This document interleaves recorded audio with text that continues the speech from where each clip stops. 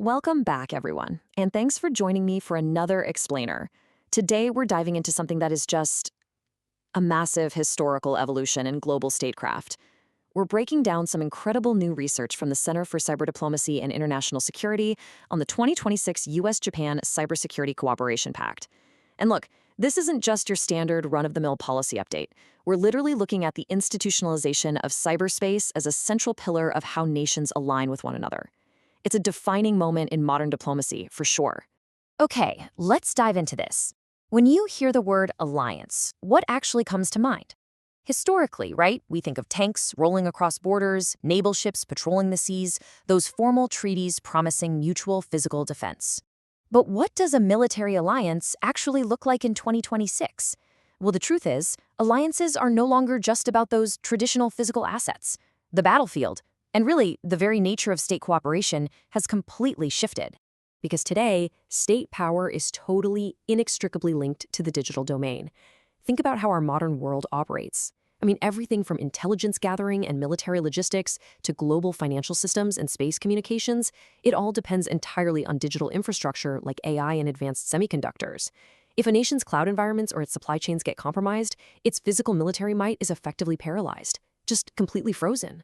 Section 1, Cybersecurity as Grand Strategy. You know, for the longest time, cybersecurity was treated as this back-office IT issue, focused just on patching networks after an incident. But that era, that is officially over.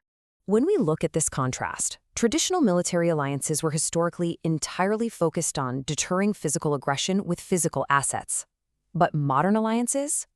They now have to defend the digital structures that literally run the world. We're talking about deterring sophisticated cyber operations, protecting massive cloud environments, and securing advanced AI systems. Cybersecurity is no longer just operational support. It is absolutely crucial strategic infrastructure. Section 2, the Digital Alliance Era.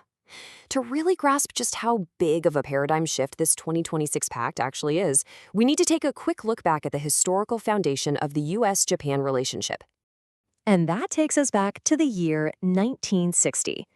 That's when the United States and Japan signed the Treaty of Mutual Cooperation and Security. And for over 6 decades, that specific treaty has been the absolute bedrock of their strategic relationship. Since that signing in 1960, the alliance has rested firmly on a foundation made up of 3 traditional pillars. We have military cooperation, political coordination, and economic partnership. For generations of diplomats and generals, these 3 pillars were the exclusive, defining features of how they managed their strategic alliance. Now, what's really interesting about this slide is that the 2026 Pact officially elevates digital cooperation to a permanent 4th pillar of alliance governance. It places the digital realm on the exact same footing as the military, political, and economic pillars. And honestly, this is a monumental conceptual shift in how allied nations manage their shared security. Section 3, 4 Pillars of Tech Defense. All right, let's shift gears here and look at the actual core technological arsenal embedded within this new agreement. These are the 4 critical domains the pact focuses on, and each has a very distinct strategic purpose. Artificial intelligence drives decision superiority. Secure cloud environments guarantee digital sovereignty. Shared intelligence enables collective defense. And post-quantum cryptography ensures future resilience. Because modern cyber warfare moves literally at the speed of light, these 4 areas are designed to work together seamlessly as one enduring, high-speed defense architecture. Let's look closely at AI's role through this really insightful quote from the source text. Cyber operations, they don't unfold over weeks or days. They happen in seconds. Traditional government coordination just isn't fast enough. So the real value of AI in this pact isn't just about automating IT tasks. It's about making faster, better strategic decisions during a crisis. AI closes that critical gap between threat detection and a coordinated defensive response. Then we have the cloud. A lot of times we just think of cloud computing as a commercial tool, right? But modern governments run their military logistics, their public services, and their intelligence on trusted cloud infrastructure. Think of it like this. A compromised cloud environment today is just as catastrophic as losing a physical naval base or a major airfield. It's a massive strategic vulnerability, which is exactly why cloud security is now classified as core national security infrastructure. Next up is shared intelligence. The reality of modern cyber conflict is that threat actors don't just target one nation at a time. They reuse malware, they recycle infrastructure, and they launch campaigns across multiple countries simultaneously. Because no single government has complete visibility, sharing intelligence is no longer just some gesture of diplomatic goodwill. It's an absolute operational necessity. You literally cannot have collective defense without collective intelligence. And then we arrive at a rather spooky concept driving the fourth domain: harvest now, decrypt later. Now, even though quantum computers capable of breaking modern encryption are still in development, adversaries are actively stealing highly sensitive, encrypted government data right now. Why? Because they fully expect to hold on to it until quantum computing matures, allowing them to decrypt it decades from now. Transitioning to post-quantum cryptography immediately is a grave, absolutely crucial step in future-proofing the alliance's deepest secrets. Section 4, Regional Resilience and Deterrence.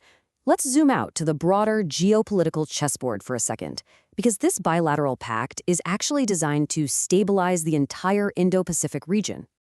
And this brilliantly illustrates how the alliance is actively strengthening partner nations through 4 key steps: providing technical expertise, conducting training, enhancing infrastructure protection, and building incident response capabilities. Notice how closely this mirrors traditional military assistance, except instead of training foreign armies to shoot, they're training them to defend their digital networks, broadening the pact's impact across the whole region. In the past, democratic states built regional stability primarily by exporting weapon systems. But today, they're exporting cyber resilience. Empowering partner nations to resist cyber coercion and protect their own digital borders is a major evolution in how democratic states build international security cooperation. Looking at the broader context, China has obviously made rapid, well-documented advances in artificial intelligence and cyber capabilities. But the strategic message sent by the U.S.-Japan Pact to Beijing is not one of military confrontation. Rather, the objective is deterrence through resilience. The goal is simply to prevent coercion by eliminating digital vulnerabilities across the region. Section 5, the new alliance architecture. All right, let's bring this into our final act and look at what all of this means for the broader future of global diplomacy. We are essentially witnessing the birth of an integrated strategic ecosystem. Just look at these domains: AI and cyber, intelligence and the cloud, semiconductors and supply chains, quantum tech and critical infrastructure. None of these can operate independently anymore. They are merging into one massive, interconnected governance network that statecraft has to manage as a unified whole. So the crucial point is this: future alliances are going to look vastly different. They will function a lot more like digitally connected governance networks rather than purely military coalitions. Cyber diplomacy isn't just some niche subcategory of foreign relations anymore. It's becoming the core organizational framework for future alliances. Of course, signing a pact is one thing, but actually executing it? That's another story. The real test is implementation, and the challenges ahead are pretty significant. The alliance has to sustain deep political trust, navigate fragmented AI governance and differing regulations, and keep up with just incredibly fast-paced tech innovation. Most importantly, they have to continuously evolve this architecture faster than highly sophisticated, adaptable adversaries can keep up with. To bring it all together, remember this core thesis from the research. While military capability remains absolutely essential, military power alone is no longer sufficient.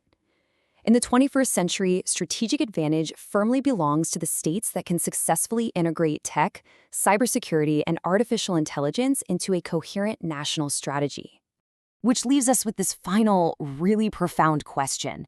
As digital resilience becomes the absolute bedrock of state power, will this 2026 U.S.-Japan framework become the blueprint for democratic alliances worldwide? It's a fascinating thought to ponder. Thank you so much for joining me for this explainer, and I encourage you to keep questioning how our digital world continues to shape the future of global strategy. I'll catch you next time.